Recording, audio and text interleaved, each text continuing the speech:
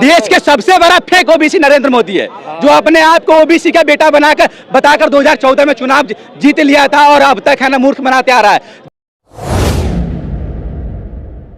इस समय हम दिल्ली के चांदनी चौक पे मौजूद है। लोकसभा चुनाव 2024 को लेकर के जनता से जानने की कोशिश करेंगे। वहीं जो है केंद्र सरकार की तरफ से दावा किया जा रहा है, भाजपा के जितने भी नेता हैं या भाजपा के समर्थक हैं वो लगातार दावा कर रहे हैं कि इस बार 400 के पार। लेकिन वही जो है राहुल गांधी जो है अलग अलग मुद्दे उठा रहे हैं, मजदूरों की बात कर रहे हैं, वही जो है जाति जनगणना की बात कर रहे हैं और उसको लेकर के जो है तरह तरह की खबरें आ रही हैं। तो इन सभी मुद्दों पर हम जनता से जानने की कोशिश करेंगे, जनता क्या सोचती है, क्या लगता है। जो जहाँ एक तरफ कहा जा रहा है कि इस बार 400 के पार, अब वही राहुल गांधी जो है जाति जनगणना की बात करते हैं, दलित की बात बता रहा हूँ। देश में हम और आप जब वोट गिराने जाते हैं, सरकार चुनते तो काम करने के लिए चुनते हैं, और बीजेपी ने पिछले 10 साल में एक ही काम किया है, सिर्फ मंदिर बनवाने का काम किया, दूसरा कोई काम नहीं किया, और हिंदू मुस्लिम को आपस में लड़वाने का काम किया है। तो बीजेपी के आगामी चुनाव, लोकसभा चुनाव 2024 में सिर्फ वो लोग वोट देंगे जिसको मंदिर से फायदा है। मंदिर से फायदा है किसको भैया? देश के मनुवादी विचारधारा अपर कास्ट वालों को फायदा है, जिनके बच्चे मंदिर में पुजारी बनते हैं, और ओबीसी दलित महादलित जाकर उसके है ना उसमें पैसे दान करेंगे, और उस दान किए हुए पैसे से अपर कास्ट वाले को बच्चे पढ़कर एमबीबीएस करेंगे, डॉक्टर बनेंगे, इंजीनियर बनेंगे, कलेक्टर बनेंगे, और हमारे ओबीसी दलित महादलित मुस्लिम के बच्चे हैं ना मजदूरी करेंगे। भैया तो मजदूरी करने के लिए हम थोड़ी सरकार चुनने वाले, उनको सिर्फ वो मनुवादी विचारधारा वाले वोट देंगे। हमारे देश से कबीरा, गरीब, दलित महादलित, मुस्लिम, अल्पसंख्यक, सिख, ईसाई ये लोग वोट नहीं देने वाले हैं। मोदी जी दलित की भी तो बात करते हैं ना, कहते हैं कि हम दलित के परिवार से हैं। भाषण, अरे ओबीसी देश के सबसे बड़ा फेक ओबीसी नरेंद्र मोदी है, जो अपने आप को ओबीसी का बेटा बनाकर बताकर 2014 में चुनाव जीत लिया था और अब तक है ना मूर्ख बनाते आ रहा है। देश का सबसे फेक ओबीसी अमित शाह और मोदी है। दलित को किसी को राष्ट्रपति बना देता है। श्रीमती द्रौपदी मुर्मू को दलित के वोट लेने के लिए राष्ट्रपति बनाया, लेकिन संसद भवन का जब उद्घाटन हुआ उसमें दलित जाति तो क्या वो अशुभ हो जाता? राम मंदिर का हुआ तो इसमें है ना प्रधान प्रतिष्ठा में नरेंद्र मोदी गया, उसमें क्या राष्ट्रपति को जाना नहीं चाहिए था? उसमें अशुभ हो जाता क्या? सिर्फ वोट लेने के लिए और जुमला बोलने के लिए दलित ओबीसी को आपस में है ना वोट लेने के हिंदू बना देते हो, बाकी बात वो अछूत है। बताओ, दावा किया जाता है 9 साल बेमिसाल, कैसे देखते हैं? अरे भैया 9 साल बेमिसाल था, लेकिन मुद्दा उसका अलग है। बेमिसाल था, लेकिन ये बीजेपी वाले के लिए बेमिसाल था। हमारे देश के 60 करोड़ युवाओं के लिए बेमिसाल नहीं था, हमारे देश के कबीरे के लिए बेमिसाल नहीं था, हमारे देश के किसान के लिए बेमिसाल नहीं था, हमारे देश के जो आर्मी के सपना पाले हुए थे उस युवा के लिए बेमिसाल नहीं था, हमारे देश के अल्पसंख्यक के लिए बेमिसाल नहीं था जो बरसों तक है दिल्ली के सड़कों पर बैठे रहे, हमारे देश के किसान जो अभी भी सड़कों पर बैठे हुए, प्रत्येक देश दिल्ली के जितना सटे बॉर्डर है सब पे बैठे हुए, उसके लिए बेमिसाल नहीं था। कल भी हमारे देश के एक युवा किसान मर गया, उसके परिवार के लिए बेमिसाल नहीं था। ये बेमिसाल था, अंधभक्तों के लिए था, गोबर भक्तों के लिए था, नरेंद्र मोदी के लिए था, बीजेपी वालों के लिए था। हमारे देश के नेशनल टीवी के मीडिया जो बिक चुके हैं, नेशनल टीवी के जितने जो मीडिया है ना बड़े बड़े फ्लैट, बड़े बड़े मकान खरीद लिए, उनके लिए बेमिसाल था, या अंधभक्तों के लिए बेमिसाल था। आम गरीब कमेरा और दलित महादलित मुसलमान, क्या लगता है हमारे देश की मीडिया जो गुलाम हो चुकी है? बिल्कुल, हमारे देश के चौथे स्तंभ जो माने जाते हैं हमारे देश की नेशनल टीवी की मीडिया।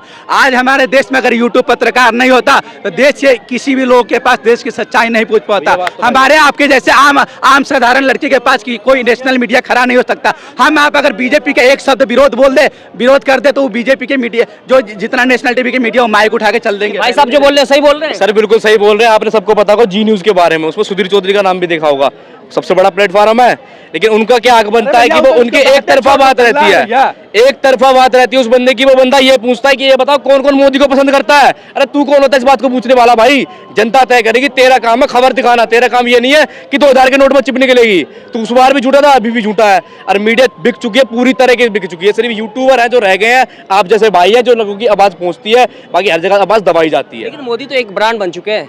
सर वो ब्रांड उन लोगों के लिए, देखिए बनाया कौन? हमारे देश के दलाल मीडियाओं ने बनाया।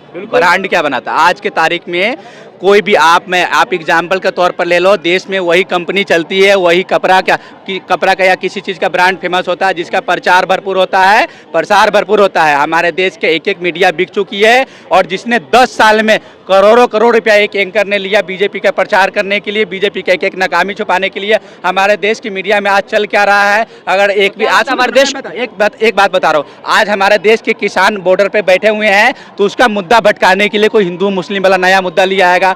डेली शाम को आप देखो, किसी दिन चाइना का मुद्दा उठा के लिया है, किसी दिन पाकिस्तान का मुद्दा उठा के लिया, किसी दिन हिंदू मुसलमान का मुद्दा उठा के लिया। देश में एक छोटा से छोटा घटना हो जाए, उसमें अगर वो गुनाहगार मुसलमान हो उसके लिए 10 दिन डिबेट होते हैं, लेकिन बड़ा से बड़ा कोई मुद्दा उसके लिए डिबेट नहीं होते। हमारे किसान भाई नौजवान मर गया, उसके लिए एक भी डिबेट नहीं हुआ नेशनल टीवी के मीडिया। उसके लिए सुशी चौधरी के नहीं है टाइम 1 मिनट की डिबेट करा दे, उसके लिए किसी भी है ना रुपया लागत को नहीं है टाइम की डिबेट करा दे। लेकिन एक मुसलमान, छोटा सा मुसलमान युवा एक छोटा सा कांड कर दे। मेन स्ट्रीम मीडिया में तो दिखाया जा रहा है कि जो किसान आंदोलन बना उपद्रव, इस तरह का जो है। सुनो मैं बता, देश के मुसलमान जब सड़कों पे बैठा तो उसे आतंकवादी कह दिया गया। देश के युवा जब है ना सड़कों पर है ना अग्निवीर वाला के लिए बैठा तो उसे आतंकवादी कह दिया गया। हमारे देश के जब किसान बॉर्डर पर बैठे हैं तो उसे खालिस्तानी कह दिया जाए। अब भैया बीजेपी के खिलाफ बोलने का हम आतंकवादी है क्या?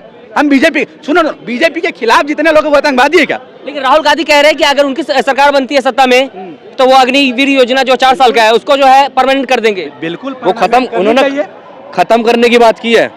अग्निवीर योजना को खत्म करेंगे, परमानेंट जो था परमानेंट। सर सबसे ज्यादा मेहनत फौजी करता है, कब कहाँ पे गोली खानी पड़ता है वो फौजी को पता होती है, ठीक है। सबसे ज्यादा मेहनत वो करता है, उसी की तुमने सब कुछ छीन लिया। 4 साल की नौकरी के बाद कोई पूछता नहीं है यहाँ पे। 4 साल आप सर्विस देख के आओगे, आप बेरोजगार हो जाओगे, आपको कोई पूछने वाला नहीं होगा। ना आपकी घर में इज्जत रहेगी ना बाहर इज्जत रहेगी। मैं जब मैट्रिक किया था 2015 में, उसके बाद है ना सबसे पहले आर्मी का फॉर्म भरा था, लेकिन संजोग में मेरा हाइट कम ना होने कारण है ना आर्मी का फॉर्म दौर में नहीं जा सका, क्योंकि मुझे बाद में पता चल गया कि हमारा हाइट नहीं हो पाया। लेकिन एक जुनून था आर्मी बनने का। जिस लड़के के अंदर आर्मी बनने का जुनून होता है ना, वो लड़का मर मिटने के लिए तैयार होता है। और जिसके मन में पहले से भरा हो कि यार हम अगर बाई दिए मर भी गए तो हमारे परिवार वालों को कुछ मिलने वाला नहीं है, हम अगर 4 साल के लिए नौकरी है, 4 साल के बाद जाके मुझे फिर से दूसरा काम करना है, दूसरा रोजगार ढूंढना है, वो युवा उस तरह से फौजी का काम नहीं निभा सकता जो जीवन भर के लिए जाता है फौजी में। उसको पता है या तो हमें मर मिटना है यहीं पर, नहीं तो है ना घर है ना जाके रिटायर होके जाना है तो पूरा लाइफ सेटलमेंट रहेगा, नहीं तो मर मिटना है। मर मिटेंगे तो देश के लिए मर मिटेंगे, अगर मर जाएंगे भी तो हमारे परिवार में जो हमारा परिजन है, माँ है, वृद्ध माता पिता है, उसको भरण पोषण के लिए ताजीवन के लिए मिल जाएगा। लेकिन आज के युवा की जरूरत है, क्या लगता है 2024 में बदलाव की जरूरत है? बिल्कुल बदलाव की जरूरत है। सबसे पहले तो हमारे देश के दावा किया जा रहा है इस बार 400 के पार। अरे भैया, दावा करने के लिए कुछ भी कर दो, और इनके पास तो एक नया एजेंडा भी है आज के तारीख में कि ये भैया वोट का भी चोरी करते हैं। आप बताओ, ईवीएम मशीन तो छोड़ दो, ये तो बैलेट पेपर में चोरी कर लेते हैं। तो हो सके कोई ईवीएम में कोई और ज़्यादा पूर्ण रूपेण है ना भरोसेमंद कोई दोस्त मिल गया हो इनके इजराइल में कोई और दोस्त मिल गया होगा जो सॉफ्टवेयर इंजीनियर हो, जो हैक करने का और बेहतर तरीका से हाल जानते हो। ये भी कॉन्फिडेंस है। चोर के पास बहुत भयंकर कॉन्फिडेंस होते हैं। मोदी जी के सामने जो है कौन सा ऑप्शन है, कौन विकल्प है?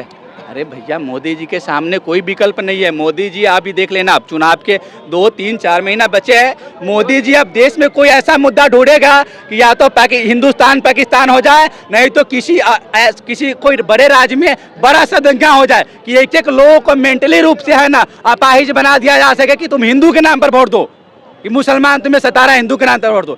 बीजेपी ऐसा एक ढांचा खोज रहा है, पूरा एक ढांचा तैयार कर रहा है बीजेपी कि ऐसा कोई मुद्दा मिले कि हिंदुस्तान पाकिस्तान हो जाए, तो हिंदू मुस्लिम हो जाए, या बड़ा दंगा करा दे, या हो सके तो आपको पता है पठान हमले और उड़ी हमले की तरह कोई हमला भी करा दे, ऐसा भी कर सकता है।